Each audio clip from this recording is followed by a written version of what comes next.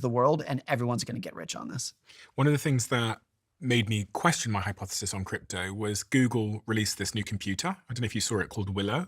The quantum computer Yeah. that can crack, or in theory, in the future. I've talked to people about this, that like you can't believe in crypto and quantum at the same time.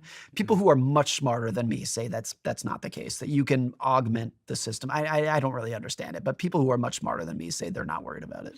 Google built a powerful new computer called Willow that uses quantum technology. Some people worry it could one day hack Bitcoin by breaking its security system, but right now Willow isn't strong enough to do that just yet.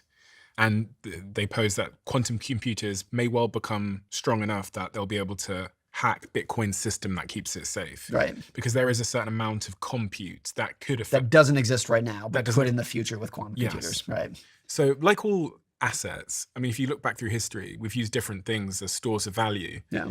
And many of those things, whether it's the tulips or whatever else, aren't our current store of value. So it's conceivable to think that Bitcoin as a store of value does have a shelf life. Yes.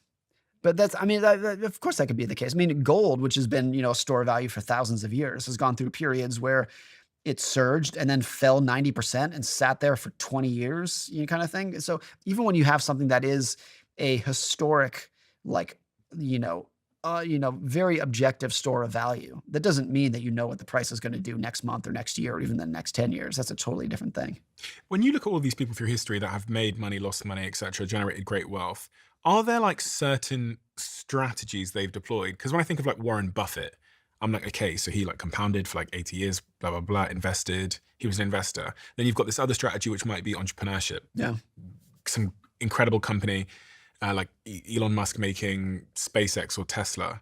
Do you have it distilled down into a set of different strategies that are often deployed to equal wealth? I think if there's one big one that is applicable to ordinary people, you can come up with like different marketing things, but like that's not going to apply to me or you.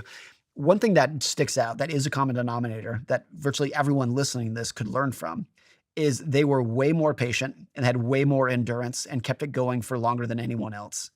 David Senra, who's a great podcaster, right? So he has a podcast called Founders. He said this one time. He was like, he hears from entrepreneurs who are like, man, I listened to your podcast. I'm a founder. I have a company, and I'm going to sell my company next year. I'm going to sell it to Google. And David's like, did you learn anything from the historical entrepreneurs of Rockefeller or Steve Jobs or Bill Gates? Those people ran their companies for 50 years. They ran their companies until they died, kind of thing. These are not people who are looking to be like, I'm going to create a company and then sell it. I'm going to start another company and sell it. They keep it going for as long as they possibly can.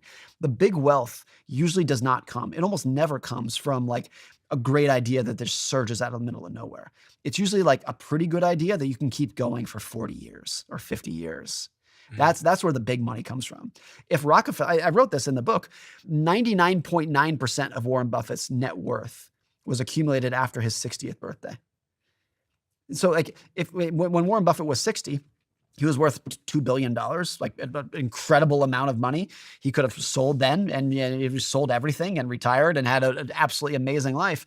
The reason that he has accumulated, if you count the money he's given away, $250 billion, is because he kept it going. So now he's 93 years old and he's still going.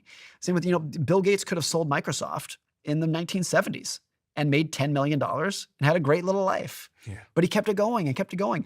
Yahoo offered Mark Zuckerberg $1 billion cash. And he was like 19 at the time. And he said, no, I'm going to keep doing this thing. That's the common denominator that ordinary people can learn from, is like endurance and longevity is usually where the big wealth is made. Endurance. Keep it going. Endurance is hard. Yeah. Larry Ellison, who was the founder of Oracle, did an interview in the 1990s. And they asked him about Bill Gates, who was a friend but also rival back then. And Larry Ellison was like, the secret to Bill Gates, yes, he's very smart, but there's a lot of smart people out there. And he was like, no offense, but there's a lot of people smarter than Bill Gates out there. But nobody has more endurance than Bill Gates. He will outwork you every single time. You cannot, he'll keep it going for as long as he needs to keep it going to beat you. And that's his skill. It's not intelligence, it's endurance.